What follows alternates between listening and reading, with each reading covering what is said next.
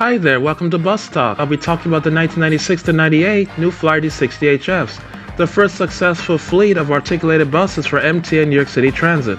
The D60HF is my personal favorite bus model after the RTS, and in my opinion, the buses of Manhattan and the Bronx. But enough about that, let's get started. Before the D60HF came to MTA and New York City Transit, they tested out a man-articulated demo in the 1970s. It failed.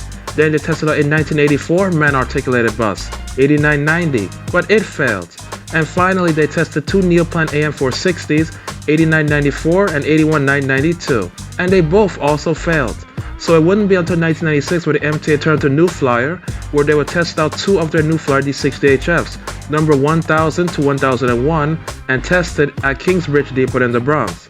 They were proven favorable with New York City Transit, and as a result, we will get our first successful fleet of articulated buses, the 1996 to 98 new Flyer D60HFs, running under MTA New York City Bus, the bus system of MTA New York City Transit.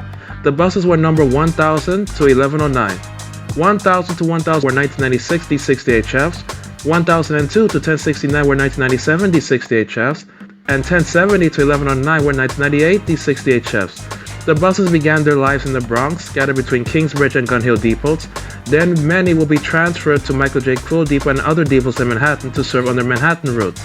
These buses helped reduce overcrowding on many routes in the Bronx and Manhattan, and received positive feedback from passengers and drivers, of course with some nitpicks here and there. These buses came with Alcoa rims, Luminator Max flip-dot destination signs, the destination signs being located at the front of the bus, side of the bus, and the rear of the bus, black backs, and they also came with the Detroit Diesel Series 50 engine and electronic control engine and the Alston B400 WTEC transmissions. Here's how they sounded inside the bus and then some footage.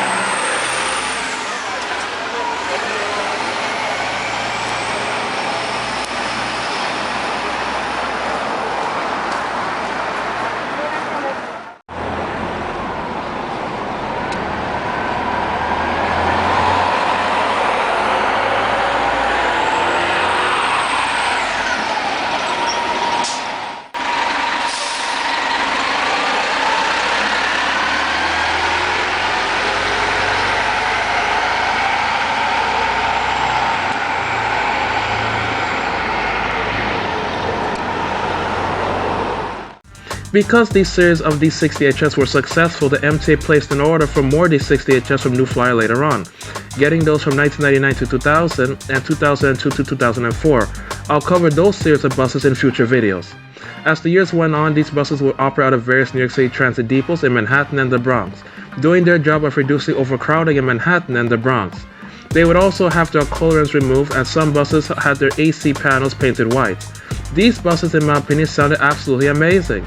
If there's one bus that I prefer over an Orion 5 that isn't an RTS, it's definitely the D60HF. I fell in love with the design since day one when I saw them in Manhattan for the first time and rode one in Manhattan for the first time.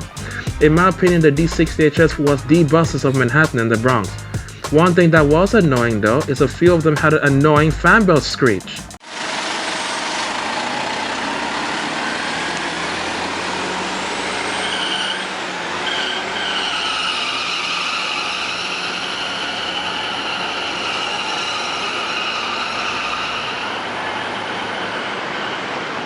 Anyways, these buses served Manhattan and the Bronx well under MTA New York City Transit until finally being retired in 2011, where they were replaced by Novabus LFSAs from 2010-2011.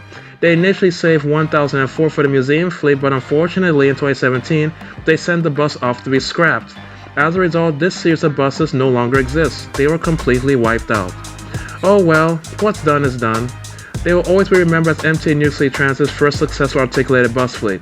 I'll see you in my next video where I talk about the private bus line Orion 5 CNGs, which later became MTA Orion 5 CNGs upon the mass takeover in 2005 and 2006. I'll see you then.